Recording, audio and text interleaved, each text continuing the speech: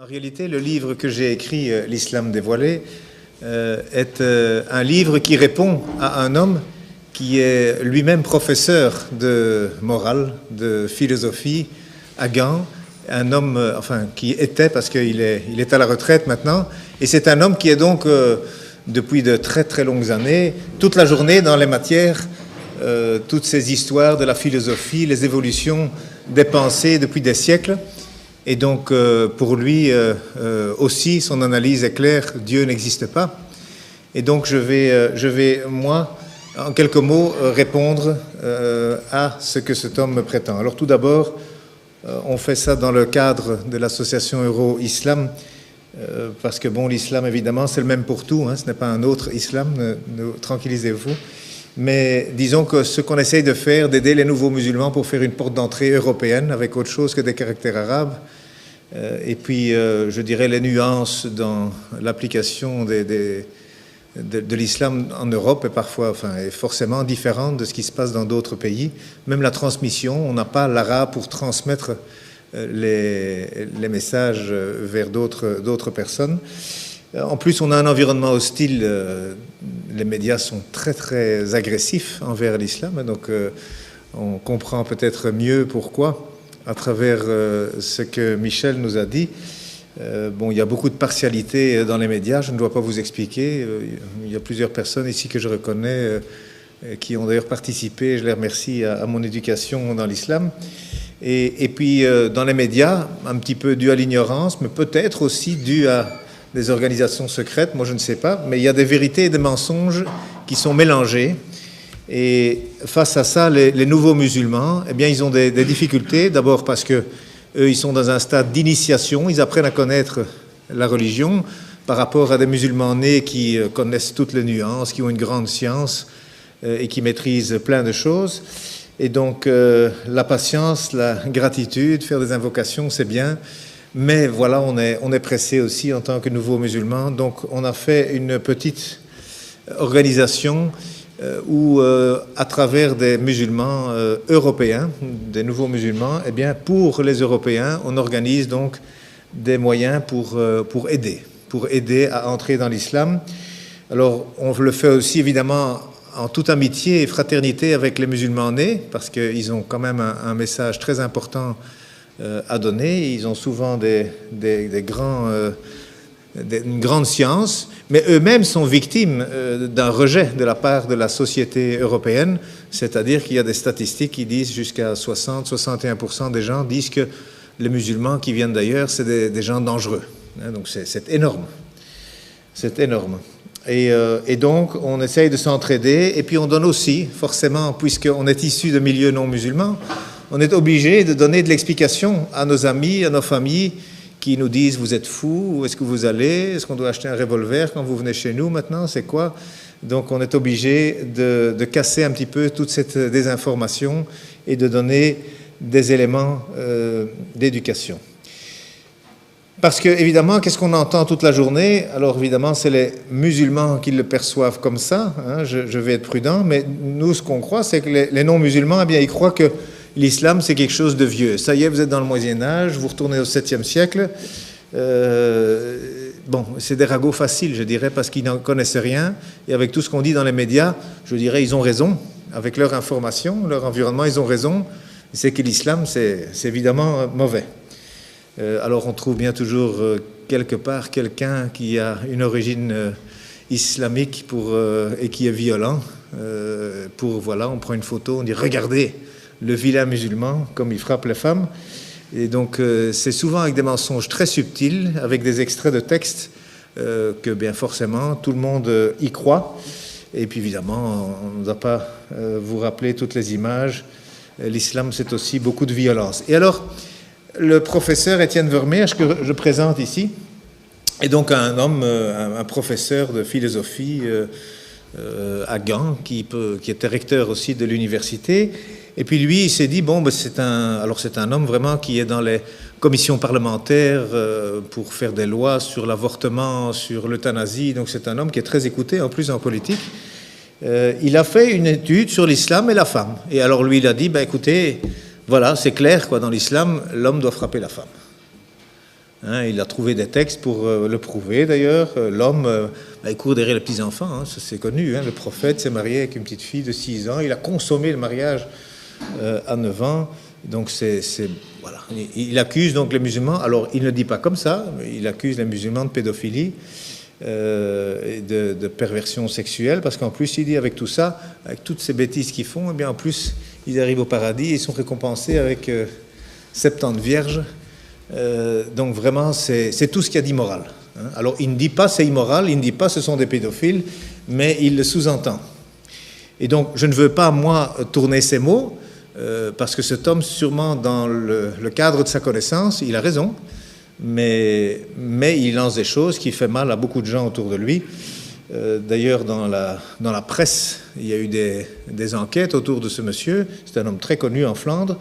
Et donc, je crois que c'est plus de 75% 75% des Flamands qui disent que voilà, c'est l'homme le plus grand intellectuel en Flandre. Donc, c'est un homme très respecté. Et alors, son étude, eh bien voilà, il a pris des extraits. Il a dit, l'homme peut avoir 4 femmes. Voilà, c'est dans le texte. L'homme, la femme, elle hérite que la moitié. Et la femme, elle doit obéir. Voilà, c'est comme ça, les textes sont là. Celui qui quitte Dieu, il doit mourir. Voilà.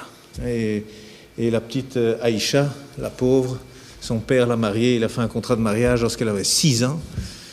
Et à 9 ans, elle a consommé le mariage, elle a eu une relation intime, sexuelle avec un homme de 53 ans, le prophète, sallam, qui avait 53 ans. Vous vous rendez compte, il dit, vous vous rendez compte.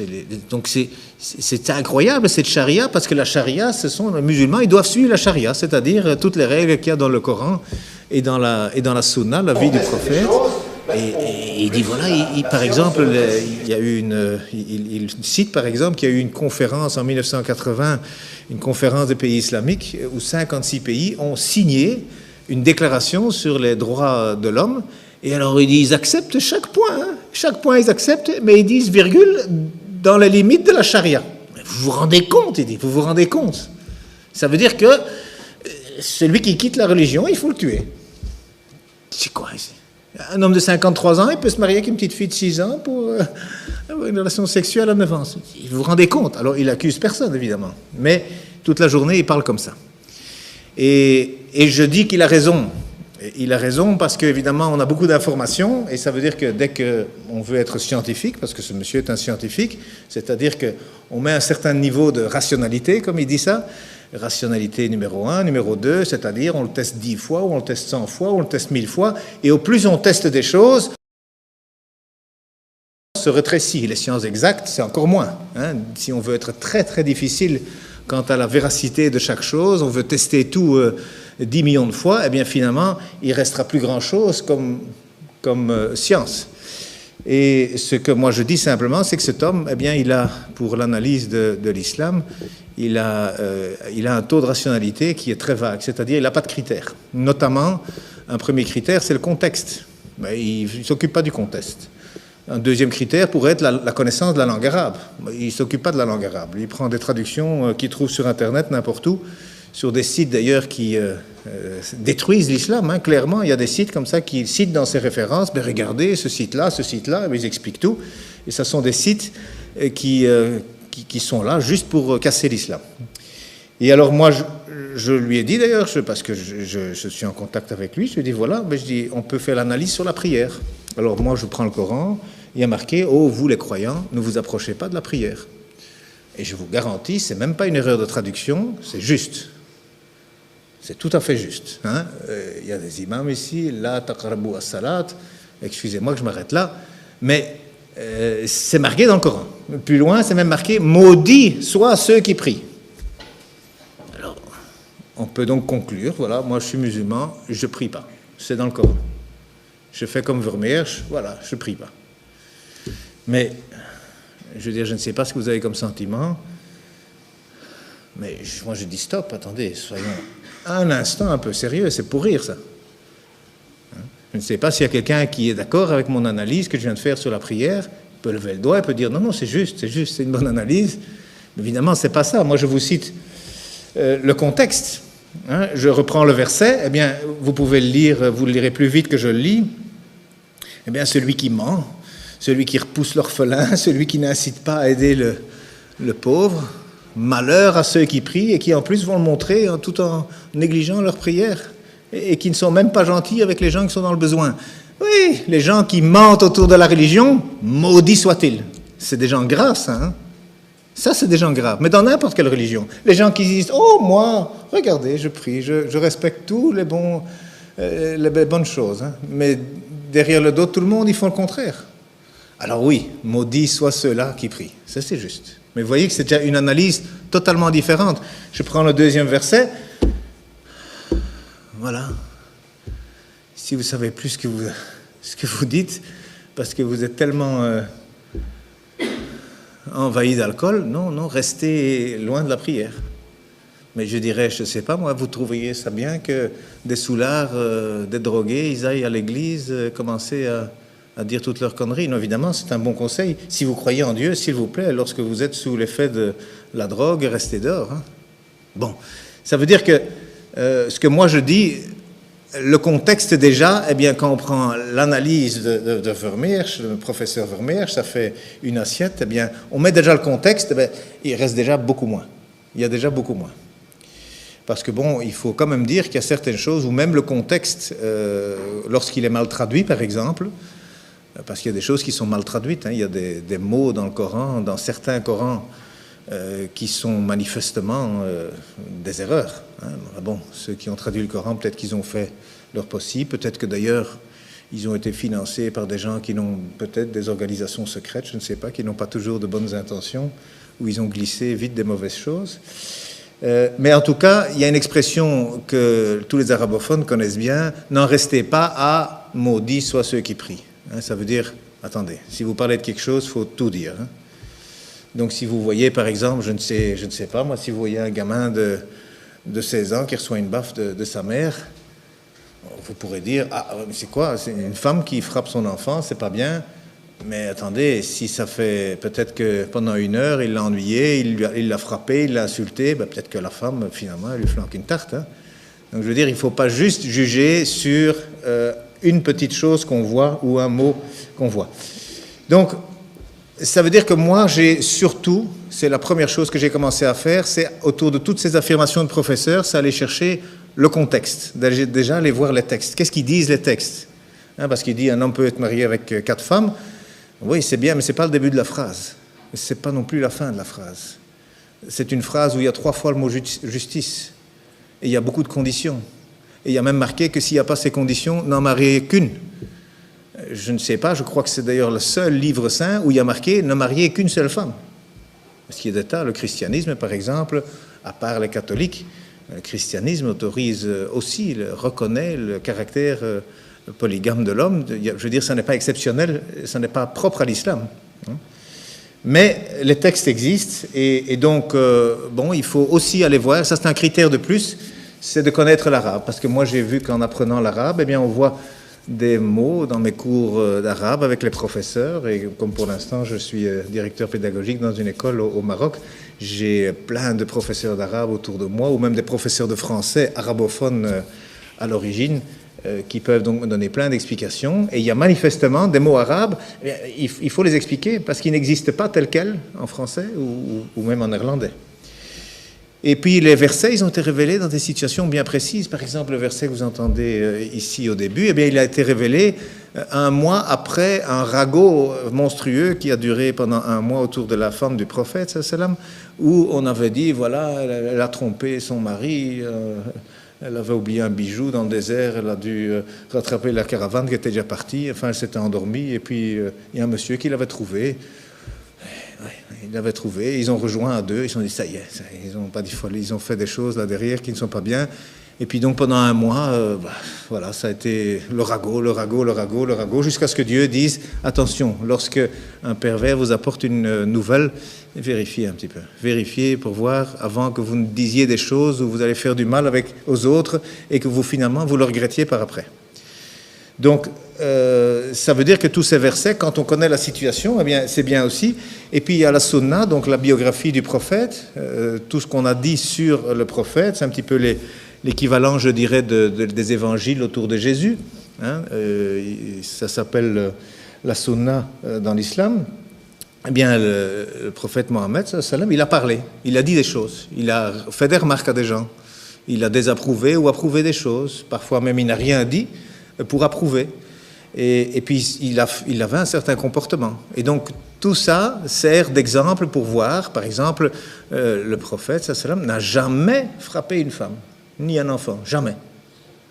Et donc voilà, si on veut suivre l'exemple de ce qu'il faut dans l'islam, eh bien, un homme, il ne peut pas frapper une femme. D'ailleurs, vous savez, c'est amusant, moi j'applique maintenant cette règle à l'école, là, vous savez, dans une école, ça se dispute parfois, hein, les enfants de tous les âges, et puis il y a une règle simple, voilà, une fille, elle peut frapper le garçon, il ne peut jamais frapper la fille. C'est une règle très simple, ça marche très très bien. Ça marche très très bien. D'ailleurs, les filles, elles ne frappent jamais, ou très rarement, elles doivent déjà avoir eu pas mal d'insultes, ou des gros mots, parce que les garçons, ils y vont parfois avec les gros mots. Hein. Et les garçons, ils ne peuvent pas. Ça y est, c'est la règle. Et c'est clair, tout le monde comprend ça. Et je dirais, dans la vie d'adulte aussi, vous savez, si une femme frappe un homme, si une femme veut frapper, ben je vais dire Hamdoullah. Et puis si ça ne me plaît pas, je vais m'en aller, mais on ne rend pas un coup. Ça ne va pas. Une femme, un homme est trop fort, une femme, on ne va pas lui mettre des bleus quand même, elle est belle sans les coups. Donc je veux dire, il y a des règles simples. Et le prophète, ça jamais, même quand une femme lui disait des gros mots, l'attaquait. Non, déjà les hommes, avec les mots, il ne répondait pas avec des insultes, mais parfois il s'est défendu. C'est juste lorsqu'on a volé des choses, lorsqu'on les a attaqués, les musulmans se sont défendus, mais avec un nombre de morts infiniment plus faible que, par exemple, Bush, qui s'est défendu contre le terrorisme. Je crois que Bush, en 4 ans, il a fait, je crois, dans les pays qu'il a envahis, 4 ou 4,5 millions de morts au-dessus des chiffres normaux, d'après les Nations Unies. Et le prophète, je crois que c'était en 20 ans des centaines de morts, même pas des milliers, des centaines de morts. Donc il y a quand même des différences. Je sais bien que les moyens aujourd'hui sont plus sophistiqués, mais quand même. Donc moi je dis, pour appliquer l'islam, eh bien aujourd'hui, par exemple, moi je donne souvent l'exemple de l'Europe, 500 millions d'Européens, on est 11 millions de Belges, ça fait 1 sur 50 qui est belge. Donc une fois que l'Europe est bien mélangée, eh bien dans la rue, là devant, sur 50 personnes, ben, vous aurez un Belge. Et ça, ce sera quand l'Europe sera mélangée. Ça veut dire que, vous savez, en plus, il y a comme ça des gens qui disent non, les étrangers qui viennent ici, ils doivent s'adapter, ils doivent faire comme nous. Attendez, c'est pas possible. C'est des choses qu'on ne peut même pas demander. Une fois qu'on sera à 1 sur 50, 2%, qu'est-ce qu'on va imposer aux autres? On ne peut rien imposer. Il faut absolument discuter avec les autres. Et pour ce qui concerne juste les musulmans, ben, il y en a 6 milliards, sur 6 milliards de gens sur la Terre, il y en a 1,5 milliard. Alors ça dépend comment on compte, hein, mais avec le nombre d'enfants qu'ils font, eh bien, aujourd'hui c'est un quart, ce sera bientôt un tiers. On ne peut pas simplement dire on ne les veut pas, on ne fait que les critiquer, on les combat. Non, ça n'a pas de sens. Ça n'a pas de sens, on est tous sur la même terre. Et donc moi je dis, il faut apprendre l'islam comme il est, réellement. Alors, oui, on peut lire, c'est bien, mais vous savez, l'islam, c'est un peu comme nager, comme faire du vélo. On n'apprend pas ça en lisant. Hein. Je ne sais pas, moi, si vous vous lavez 5 fois par jour, si vous n'allez pas apprendre les bienfaits de la propreté dans un livre. Non, ça déstresse, vous vous sentez bien, la poussière, la transpiration, hop, on relave, ça y est, on va à la toilette, on lave tout, hein, tout, on est toujours propre, toujours. On ne peut pas expliquer ça dans un livre. On ne peut pas expliquer le bien-être qu'on sent, le manque de stress qu'on sent grâce à ce rite de purification 5 fois par jour. C'est impossible à expliquer. Donc il faut le vivre. Hein, il faut parler aux autres. Il faut un peu réfléchir, voir, tiens, bon, être critique sur son comportement d'avant et puis le nouveau comportement pour expérimenter et voir c'est quoi finalement que j'aime bien, la nage ou le vélo. Si on n'a pas fait les balades en vélo, si on n'a pas fait les balades dans la mer où on va aller nager ou dans les rivières, ben on ne peut pas savoir ce qu'il y a de mieux, le vélo ou la nage. Parce que bon, moi je dis la liberté c'est bien, hein, et moi j'ai appris ça dans ma jeunesse, hein, la liberté, ben, il faut de l'argent, il faut du pouvoir, il faut obtenir raison. Hein, la justice c'est injuste, mais il faut obtenir raison.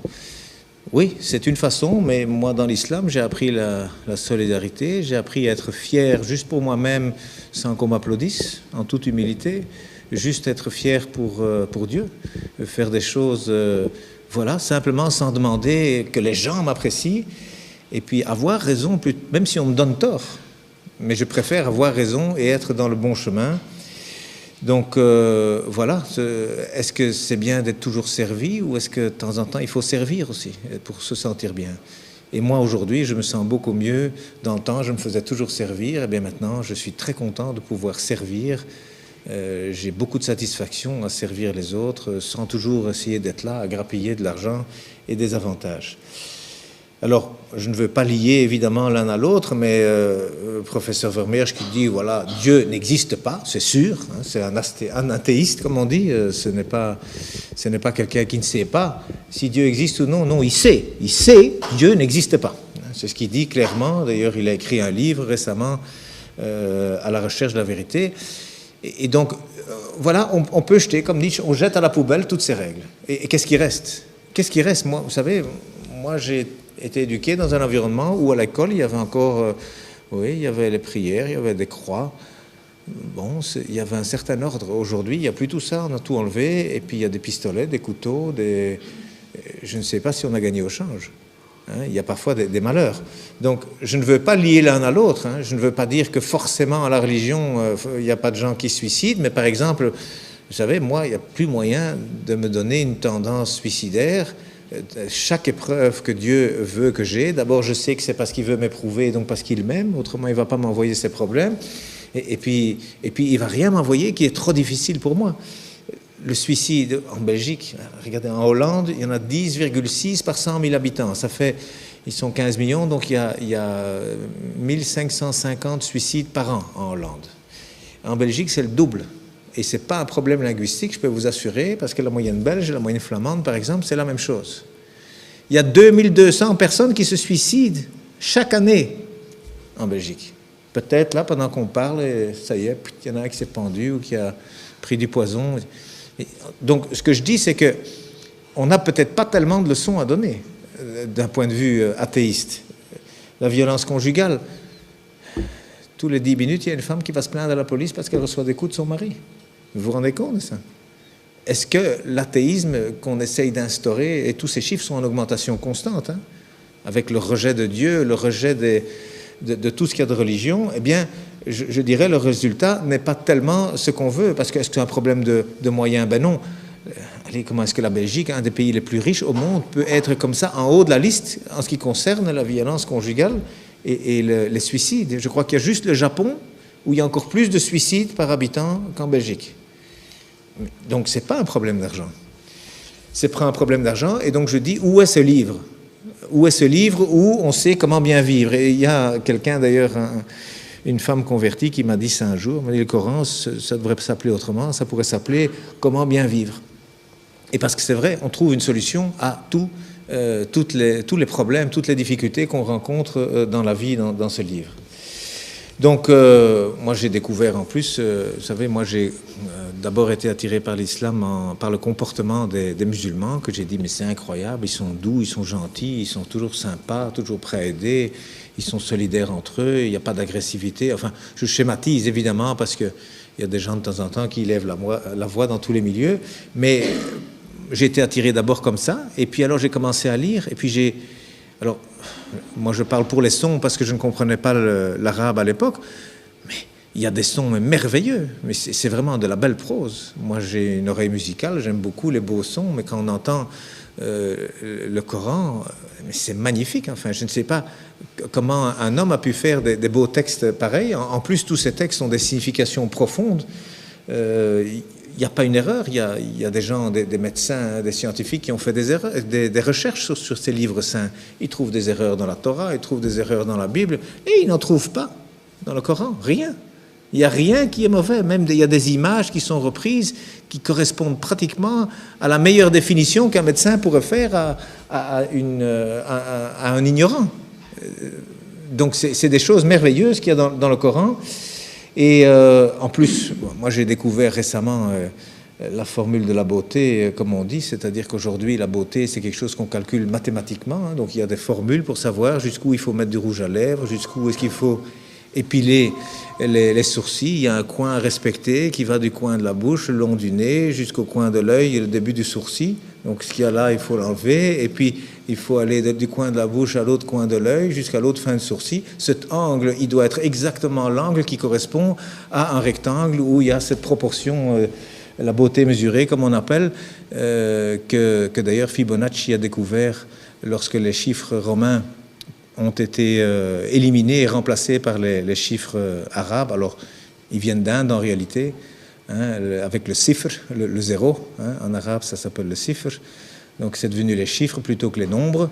Et puis, Fibonacci l'a découvert avec ces chiffres. C'est formidable, on peut faire des calculs infiniment grands et puis avec la virgule infiniment petit. Et il a découvert comme ça que la pyramide de Khéops, le Parthénon, enfin tous ces beaux bâtiments, même en Italie, il a découvert qu'il y a toujours la bonne proportion. Même les peintures, il a découvert que toujours c'est au même endroit que doivent se trouver le centre du tableau. C'est pas au centre, hein, non, c'est quelque part 1 sur 1 618. Donc il y a des proportions. Eh bien aujourd'hui on retrouve, la Mecque se retrouve sur la terre aujourd'hui. Hein, lorsque vous avez 1 et 1 618, eh bien cette ligne, elle passe à travers la Mecque, à travers la Kaaba au mètre près. Et la distance entre la Kaaba et le pôle Nord fait 1, et entre la Kaaba et le pôle Sud fait 1,618. Ça veut dire qu'Abraham, il a abandonné sa femme, enfin sa servante Hajar, avec son fils Ismaël. Elle a dit, pourquoi ici? Dieu m'a dit ici. Donc il semble qu'aujourd'hui, c'est par rapport en tout cas, et c'est même lié au village de Greenwich, qui a servi à dessiner la carte de cette terre, hein, parce que le milieu, c'est Greenwich. Eh bien, c'est considéré là comme le centre de beauté que tous les peintres utilisent aussi. D'ailleurs, depuis Leonardo da Vinci, il a dessiné des tas de choses. Vous savez, le corps, 1,618. Le nombril, il est à 1 mètre du sol. La taille idéale, c'est 1,618 m. Donc, il y a plein de choses. Les dents même, la dent du milieu, elle fait 1,618. À côté, elle fait 1. La bouche, elle fait 1,618. Le nez, il doit faire 1. Il y a des chirurgiens esthétiques aujourd'hui qui utilisent ces mathématiques pour corriger les visages. Eh bien, il y a un verset qui contient la Mecque dans le Coran. Hein, eh bien, le verset, il fait 47 lettres, divisé par 1,618, ça fait 29. Pile poil le début du mot Mecca. Enfin, c'est un bas de Becca, mais c'est pile poil à cet endroit-là. Donc, je veux dire, quand on découvre des choses comme ça, et il y en a encore hein, dans le Coran, il y a des vérités comme ça mathématiques, on se dit, c'est quoi ça? C'est pas un homme, il n'avait pas d'ordinateur, hein, le prophète, il n'en avait pas, c'est sûr, c'est certain, ça c'est vraiment une vérité, on n'a jamais rien retrouvé d'informatique à l'époque, c'est sûr. Et ça a déjà été testé, à mon avis, 1 million de fois. Ça fait partie de la science exacte. Mais cet homme, d'où est-ce qu'il a cherché ce texte? Il y a plein de choses comme ça. Alors le premier message, d'ailleurs, il faisait 19 mots. Le premier message faisait 19 mots, Bismillahirrahmanirrahim, fait 19 lettres. Il y a 6 fois 19 sourates, il y a 142 fois 19 le mot Dieu dans le Coran, il y a 3 fois 19 fois le miséricordieux dans le Coran. Ce chiffre 19 dans le Coran, c'est aussi quelque chose d'incroyable. Mais donc le premier message, c'était, voilà, informez-vous. Au lieu d'interpréter, d'abord le savoir. D'abord savoir de quoi on parle. Et le dernier message du prophète, dont on dit qu'il est mauvais pour les femmes, eh bien, il a dit « Soignez vos femmes, et pour la prière, ne l'abandonnez pas. » Alors, moi je dis, une religion où le premier message et le dernier message sont ainsi, je ne vois pas très bien ce qu'on doit craindre. Donc, moi j'ai repris 24 points du professeur Vermeersch, tous les points où il critique l'islam. Je vous les montre un petit peu presque dans la forme où il l'a lui écrit dans son étude. Et je dirais, peut-être que je peux laisser, il y a déjà des gens qui m'ont parfois posé des questions, des gens que j'ai eu l'occasion de voir à d'autres moments. Vous pouvez peut-être poser les questions pour savoir, tiens, qu'est-ce qu'il en est finalement dans l'islam. Alors, il y en a qui savent, il y en a ici qui ont participé un petit peu à écrire ce livre. Je les remercie beaucoup. Quels sont les points là comme ça que vous dites, oui, ça c'est quand même ennuyeux, ce que le professeur dit, on ne sait pas comment on doit répondre, ou peut-être que vous avez des hésitations sur quelque chose. Alors la première question, c'est toujours un petit peu difficile pour dégeler le... Oui. Le point 16. Le point 16. Le tuteur oblige la femme au mariage. C'est ça? Non. Ah. Le prophète marié à une fille de 9 ans. Ah, le prophète marié à une fille de 9 ans. Ça, c'est un sujet très intéressant, vraiment très intéressant.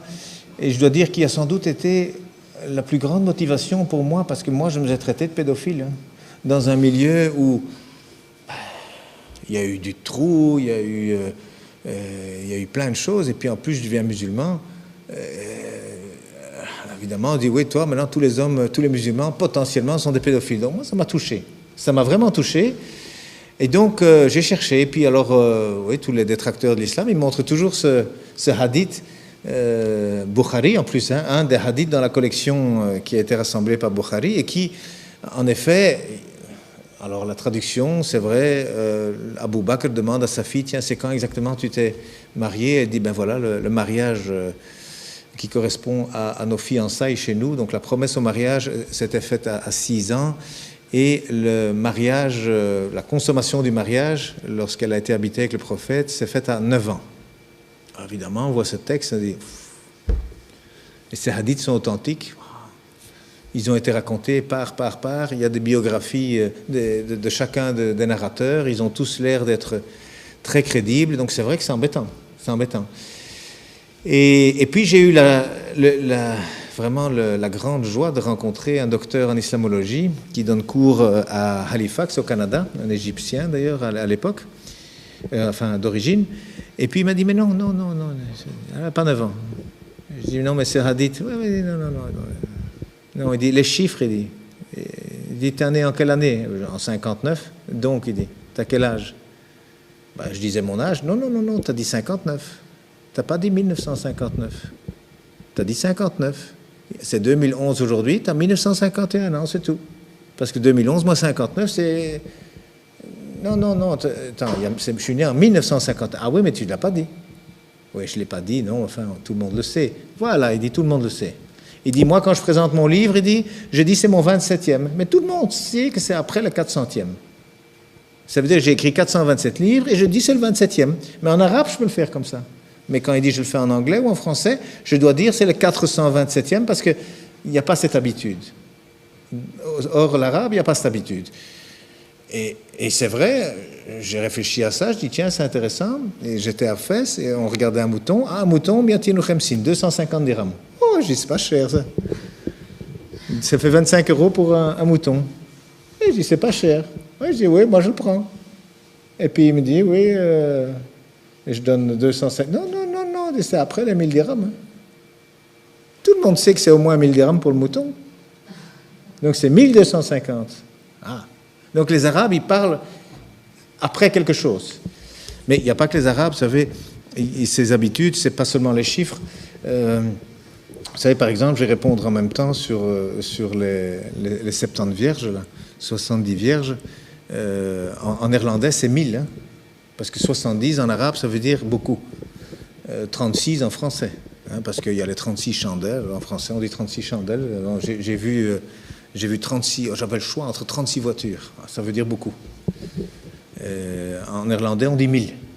C'est fantastique, ça veut dire qu'il y a une philosophie autour des chiffres qu'il faut connaître dans les langues, autrement, on est à côté de la plaque. Donc ce hadith, en réalité, 6 ans et 9 ans, c'est après quelque chose, mais ce n'est pas nécessairement après la naissance.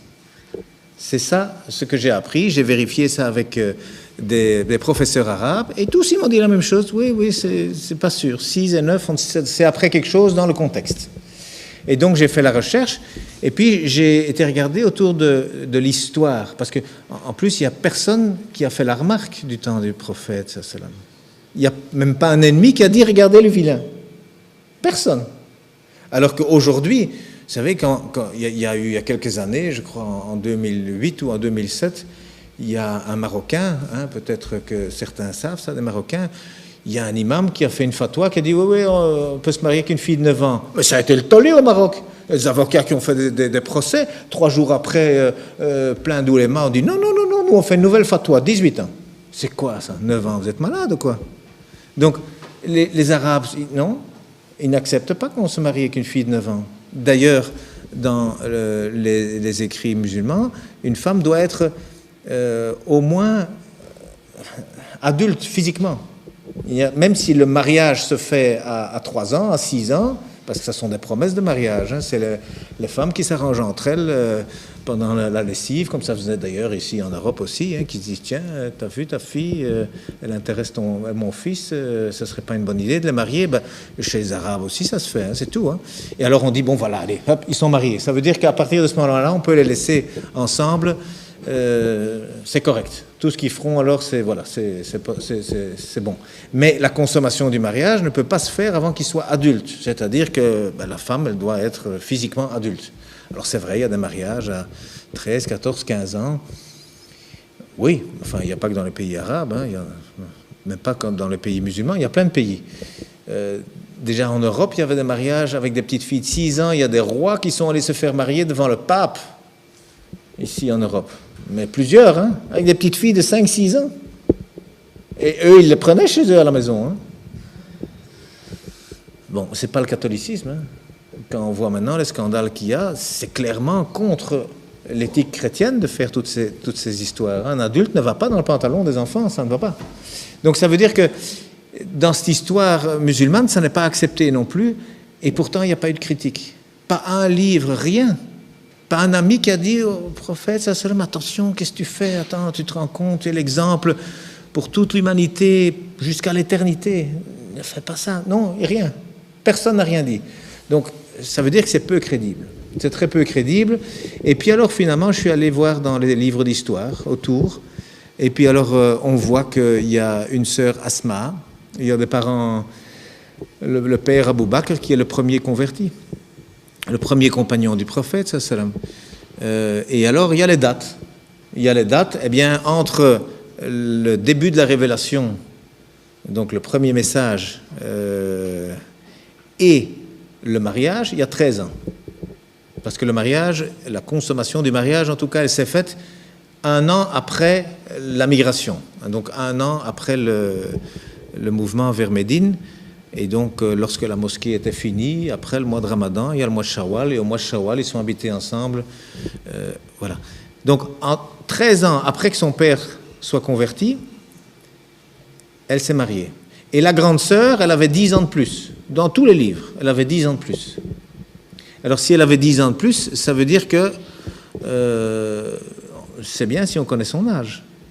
Alors, quand on fait la recherche pour savoir quand elle est née, Asma, parce qu'en plus, elle, c'était, je crois, la 12e ou la 17e convertie, eh bien, elle était la secrétaire du prophète, donc la grande sœur d'Aïcha, qui s'appelle Asma, elle était la secrétaire du prophète. Donc, elle a écrit beaucoup, et on a beaucoup écrit sur elle, donc c'est très difficile de faire de la censure autour de quelqu'un qui a beaucoup écrit. Et elle, on sait qu'elle est morte en 73, donc en 73, après la migration.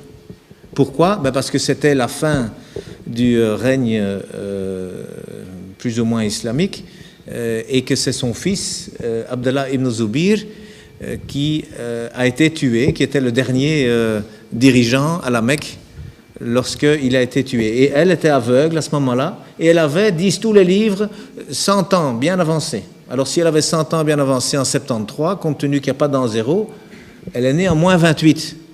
C'est pas compliqué, hein? C'est pas compliqué, elle est née en moins 28. Alors si elle est née en moins 28, ça veut dire qu'à l'Hégire, elle avait 28 ans. Et donc 1 an après, elle avait 29 ans. Donc la grande sœur qui avait 10 ans de plus avait 29 ans quand sa petite sœur s'est mariée. 29 moins 10. Je ne sais pas s'il y a des mathématiciens ici, je ne sais pas si on a besoin d'une calculette. Mais ça fait 19, quoi. Hein. Et en arabe, eh bien on peut dire ça. Tis'ata sanawat ba'da ashara sanawat. Ça veut dire 9 ans après la dizaine. On peut dire ça. Mais quand le contexte, on le connaît, il n'y a pas besoin de dire après la dizaine. Donc ce hadith, c'est un texte, mais encore une fois, on n'a pas le contexte. Parce que les hadiths, c'est le défaut qu'ils ont, c'est qu'ils ne reprennent pas non plus toujours le contexte. Alors même si les mots sont exacts, donc cet âge pouvait très bien être 19 ans ou 29 ans, dépendant, ou même 9 ans après un autre événement, si il y avait eu question de cet événement.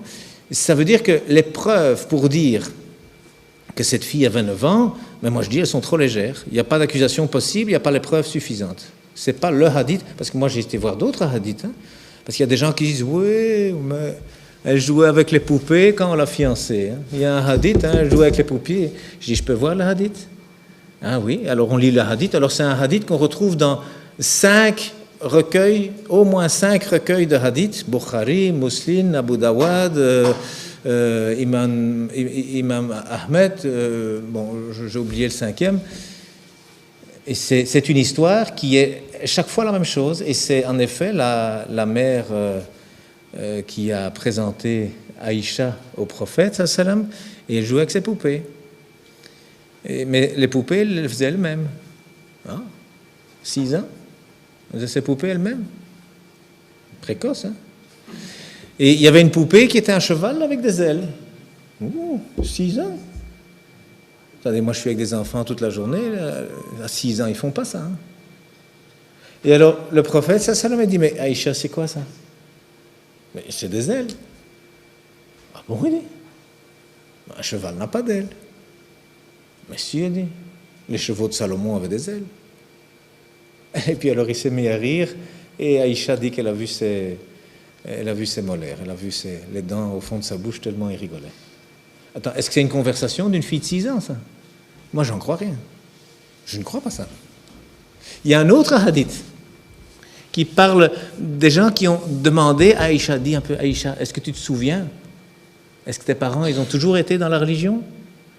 Alors, il faut un instant s'arrêter à cette question. C'est comme si on me demandait à moi, tiens, est-ce que tu te souviens lorsqu'Hitler est arrivé à Bruxelles? Je n'étais pas né. Hein.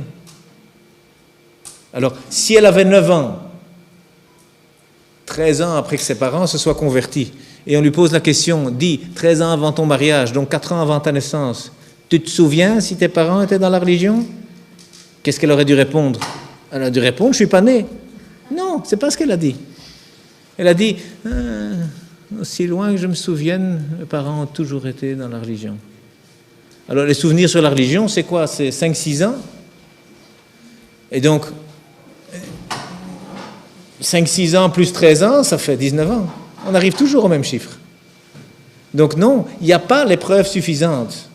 Vous savez, dans mon livre, d'ailleurs, je dis, avant d'essayer de prouver quelque chose, pourquoi? Elle s'est mariée jeune, et je dis ça d'ailleurs aux Arabes aussi, parce qu'il y a beaucoup d'Arabes qui disent « Ah oui, mais vous savez, c'était normal de se marier à cette époque-là. » Je dis « Attendez. » Donc avant d'essayer d'expliquer des choses, il faut voir si c'est vrai, d'abord. Parce qu'autrement, on se couvre de ridicule. Et on rejoint le verset qui a été lu. Avant de raconter des histoires, il faut les vérifier. Et quand on va vérifier, vous savez, Abu Bakr, c'est le premier compagnon du prophète, sallam. Alors, si elle avait 9 ans, ça veut dire qu'elle est née 4 ans après que lui se soit converti à l'islam. Aucun livre n'en parle. Je parle ici sous la surveillance de gens qui sont beaucoup plus connaisseurs de l'islam que moi.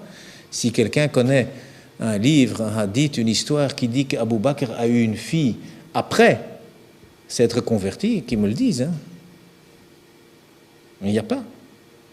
Ça veut dire que quoi? Elle est née après et on n'en a rien dit? Mais je ne crois pas ça. Donc elle est née avant. Elle est née au moins 13 ans avant qu'elle se marie.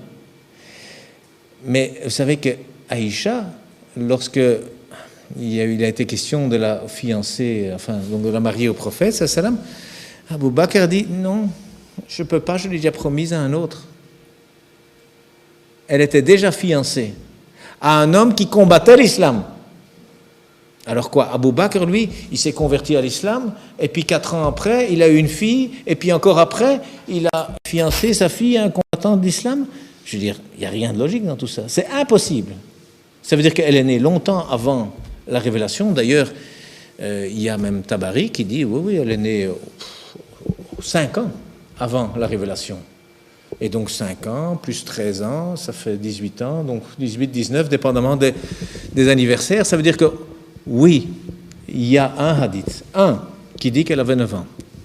mais où on peut expliquer éventuellement que c'est peut-être 9 ans après quelque chose d'autre, pas nécessairement après la naissance. Et donc, moi, je dis simplement, il n'y a pas de preuve suffisante pour accuser le prophète sallallahu alayhi wa sallam de pédophilie. C'est tout ce que je dis. Moi, je ne vais rien prouver, mais il n'y a pas la preuve qu'elle avait 9 ans. Oui. Alors, un autre sujet, enfin, oui. Dieu s'est montré en public, oui. C'est-à-dire que c'est une des motivations du professeur Vermeersch, c'est qu'il dit Dieu n'existe pas parce qu'il ne s'est jamais montré en public. C'est une de ses grandes motivations. Alors il y a celle-là et l'esclavage, mais ça c'est, il dit si Dieu le savait, ben bon, hein, on le saurait. Ce qui veut dire c'est qu'il le saurait. Ben non, il ne le sait pas, pour l'une ou l'autre raison il ne le sait pas, mais non, il ne l'a pas vu. Et donc c'est son argument. Et donc, moi, j'ai discuté avec d'autres scientifiques là-dessus. Et puis, bon, d'abord, vous savez, moi, je peux vous dire plein de choses que j'ai jamais montrées en public, mais je peux vous garantir, elles existent. Donc, chacun a ses petits secrets. Hein. Chacun ici d'entre vous a des choses qui ne sont jamais prouvées en public. Donc, c'est pour un scientifique, c'est un peu léger. Dans mon livre, d'ailleurs, je donne l'exemple de l'eau. L'eau, c'est quelque chose d'extraordinaire. C'est un docteur en chimie qui m'a raconté ça. L'eau, c'est composé de 2 gaz, l'hydrogène et l'oxygène.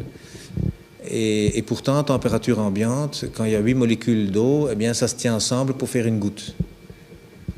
C'est une matière très bizarre, mais c'est un gaz. Chimiquement, c'est un gaz. Et à température ambiante, ça peut être liquide, et puis ça peut devenir brusquement gazeux. Et puis monter, et puis changer de température un tout petit peu, et hop, ça redescend sous forme d'eau. La même chose, même la glace. Hein. La glace, elle se sublime, c'est un autre mot pour évaporer. Elle passe directement de glace à gaz. Parce que même la glace, c'est du gaz qui est bloqué. Et donc c'est une molécule très particulière. On a découvert les derniers temps des choses phénoménales avec ça. Hein. L'eau, par exemple, c'est composé notamment d'hydrogène, un atome, un neutron, toujours un. On sait aujourd'hui que toute la table de Mendeleïev, toutes les molécules, elles viennent de l'hydrogène. Parce que la science a à peu près trouvé pour toutes les molécules comment, à partir de l'hydrogène, fabriquer autre chose. Sauf le fer, dont le Coran dit qu'il a été descendu sur Terre. Il n'y a personne qui sait comment cet hydrogène, il y a moyen de le faire. Bon, ils m'ont donné des cours. Moi, je ne peux pas redonner un cours de chimie, je ne suis pas chimiste, mais il faut des températures et des pressions telles, semble-t-il, pour faire de l'hydrogène. Ça n'existe pas dans tout l'univers, et pourtant c'est là. Et toutes les autres molécules, elles ont été faites à partir de cet hydrogène. Donc, voilà. Et puis alors, l'oxygène.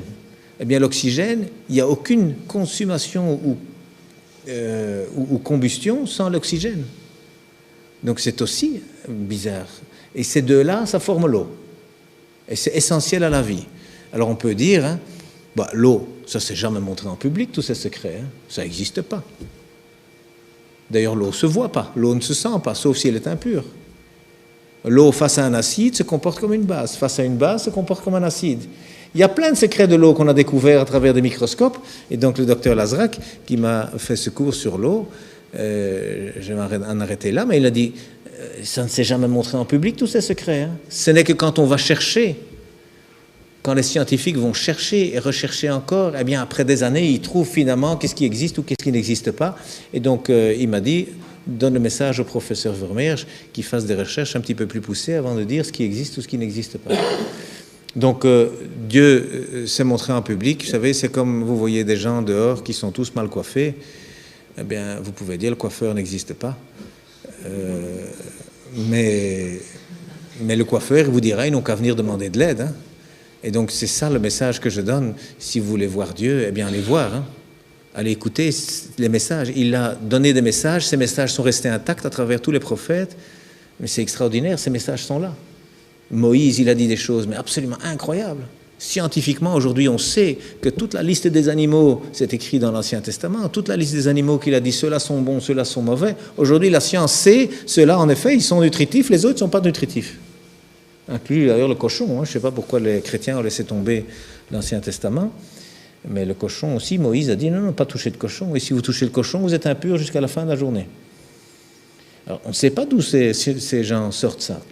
D'où est-ce que ces hommes ont sorti ça? Et une fois que vous étudiez la religion, eh bien vous êtes sûr, ça ne vient pas d'un homme. Il n'y a pas cette science, il y a 1600 ans, pardon, 3600 ans, Moïse, non c'est Abraham, il y a 3600 non, c'est Moïse, il y a 3600 ans. Il y a 3600 ans, il n'y avait pas toute cette connaissance sur l'alimentation telle qu'on l'a aujourd'hui. Et pourtant, il n'a pas fait une faute.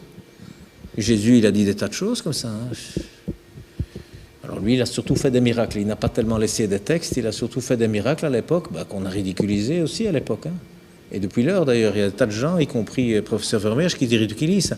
Mais le Coran, et là c'est le grand point fort de ce que le prophète sallam a laissé derrière lui, c'est que Dieu lui a révélé des textes, mais des textes qui sont absolument extraordinaires. Extraordinaires.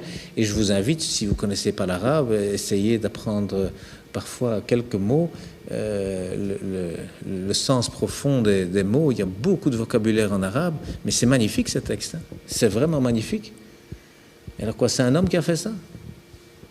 Mais je ne crois pas ça. Dieu ne s'est pas montré en public. Moi je dis, il est là, tout le monde peut le voir. Mais il faut regarder, évidemment. Si on tourne la tête, on ne voit rien. Oui? Ah, l'homme au comble de sa supériorité, oui. Alors, dans le Coran, il y a, et là c'est la connaissance de l'arabe qui est intéressante. Dans le Coran, en effet, et le Coran en français, il y a marqué « l'homme est supérieur à la femme ». Et c'est vrai que l'homme, de par sa nature, il a des privilèges. On en parlait tout à l'heure, par exemple, vous savez, mettez un homme et une femme sur un ring de boxe, on sait d'avance qui va gagner. Donc en effet, l'homme est supérieur à la femme, c'est juste. Mais c'est une façon de dire, mais le mot arabe, il est beaucoup plus subtil. C'est qawam, rijalu qawamuna ala nisa.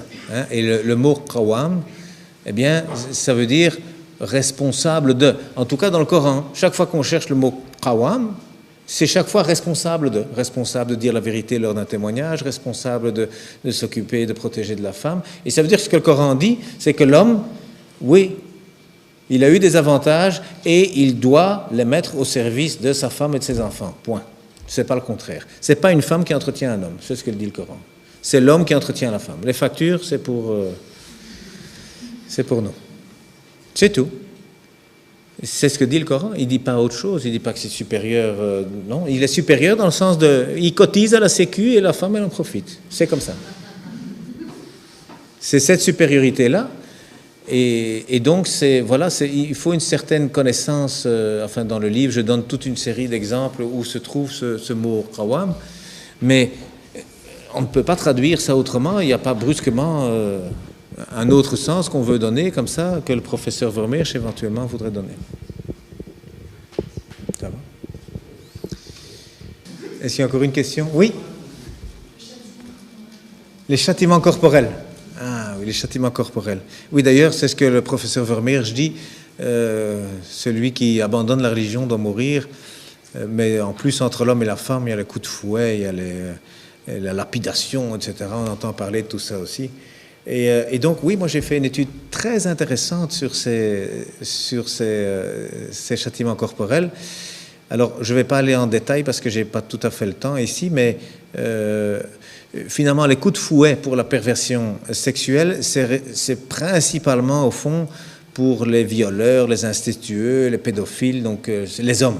Les hommes qui imposent la relation sexuelle à des enfants ou à des femmes. Ceux-là, ils méritent des coups de fouet pour qu'ils se calment un petit peu. Et d'ailleurs, aujourd'hui, il y a déjà des psychologues qui disent, plutôt que la castration chimique pour calmer les ardeurs de certains hommes qui ont un petit peu trop envie des femmes et qui, parfois très, très subtilement, ils arrivent à rentrer dans des métiers où ils s'occupent de femmes, où ils s'occupent d'enfants, ils sont gentils, et puis en secret, ceci, cela, ils font des mauvaises choses, des relations illicites. Eh bien, le Coran et toute la tradition musulmane, elle est simple. D'abord, un homme et une femme ne restent pas seuls.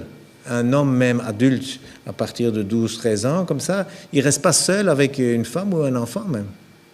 Ou au moins on demande la protection de Dieu, et ça va aussi dans les familles. Hein. Si un oncle il veut garder sa nièce, on dit, vous savez, au Maroc, c'est pas de très bonne manière de laisser un enfant chez un homme seul. Non. Vous savez, le curé, des scandales qu'on a entendus, le curé qui ferme la porte à clé pour parler aux petits pensionnaires du pensionnat dans les collèges catholiques. Non, en islam, on laisse la porte ouverte. Hein. On ne ferme pas la porte. Sûrement pas à clé, mais on la laisse grande ouverte. Donc il y a des règles pour éviter ça. Alors ceux qui le font, eh bien ceux qui vraiment transgressent ces lois et qui donc violent des jeunes filles ou qui vont en draguer sans arrêt, encore une, un petit verre par-ci, un petit verre par-là, un petit joint, et puis, eh bien non, ceux-là ils sont punis. Alors on peut les obliger à se marier d'abord. On dit stop, ça suffit, tu te maries maintenant.